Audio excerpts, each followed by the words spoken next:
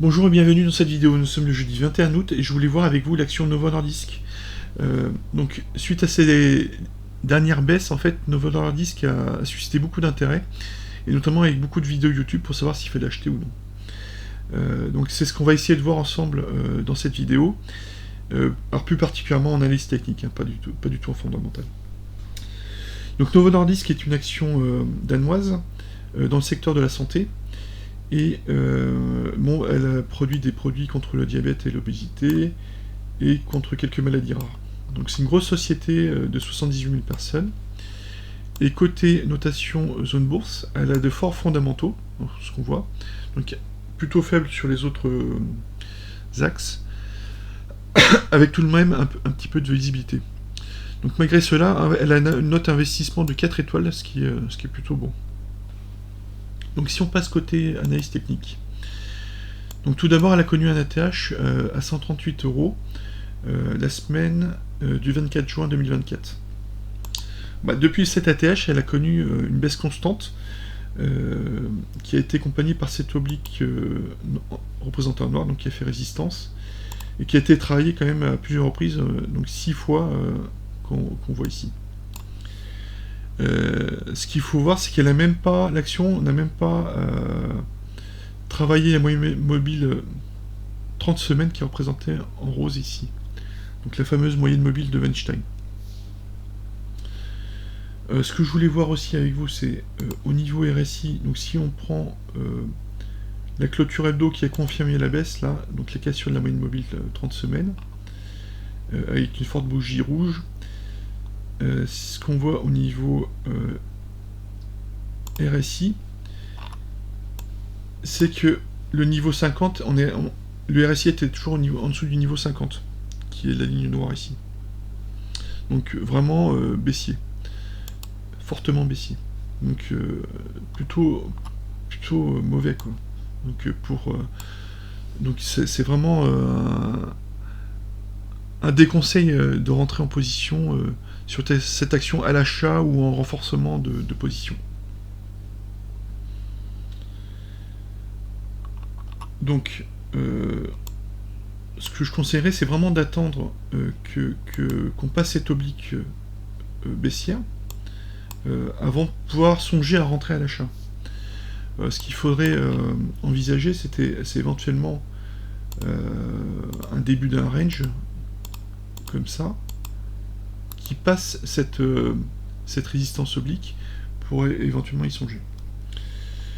Un autre point, c'est que certes il y a un rebond, mais ce rebond est très faible, donc on va le voir là, avec un retracement de Fibonacci. Donc j'ai pris la dernière baisse, donc cette bougie rouge jusqu'à la mèche ici, et ce qu'on voit c'est que ça bute sur les 38%, donc les 0,38,2.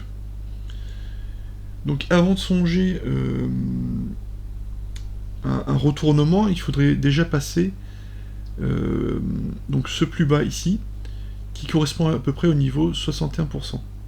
Donc environ les 52-53 €. Donc je vais le représenter là. Voilà, c'est ça. Donc 52,89 environ. Donc tant qu'on va pas travailler ce niveau-là, suite à cette dernière baisse, s'il n'y a pas une nouvelle baisse, je pense qu'il n'est même pas question de songer à de l'achat sur cette action. De plus, ce qu'on voit, c'est que le niveau 40 € a tenu. En dessous, c'est les 30 € qui pourraient faire support.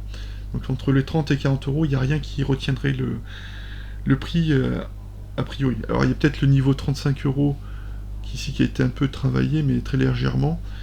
Donc moi je serais plutôt prudent à ce niveau-là avant d'entrer en position.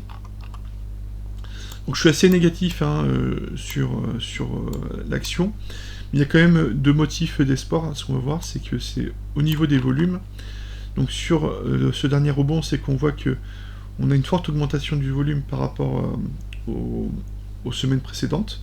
Donc sur les 4 dernières semaines. Donc là, effectivement, sur la bougie rouge, c'était un déchargement complet. Donc les actionnaires vendaient. Mais là, on a quand même donc a priori on aurait une accumulation. Donc est-ce que les institutionnels sont en train d'acheter l'action et d'accumuler? Possible. Donc en tout cas ça a arrêté la baisse. Donc c'est le premier motif d'espoir d'un retournement. Donc le deuxième, c'est au niveau RSI hebdo. Là on voit qu'on a une divergence haussière. Donc je vais le représenter là. Donc ici, donc on a un plus bas de plus en plus bas, et par contre au niveau RSI on a un plus bas de plus en plus haut. Donc on a cette divergence qui a priori signale un rebond, mais alors jusqu'où va aller le rebond? Donc est-ce que on va aller jusqu'aux 50 €, buter sur les 50 € et repartir à la baisse? À voir. Mais en tout cas on a une divergence. Donc moi ce que je vous suggère, c'est que si vous êtes intéressé par l'action, c'est d'attendre la cassure de cette résistance oblique et voir comment va se comporter le prix.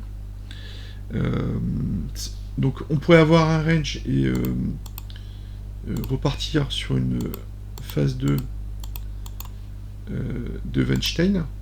Donc là ce serait l'idéal.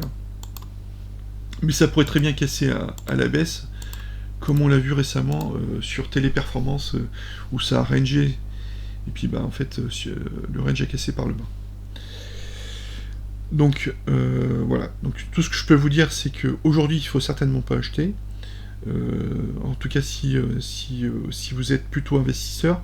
Donc si vous jouez les rebonds et que vous faites du trading, ok. Mais en tant qu'investissement, non. Donc je vous déconseille fortement. Donc voilà, il faut attendre. Voilà ce que je voulais vous partager dans cette vidéo. Faites attention à vous sur le marché, puis à bientôt. Merci, au revoir.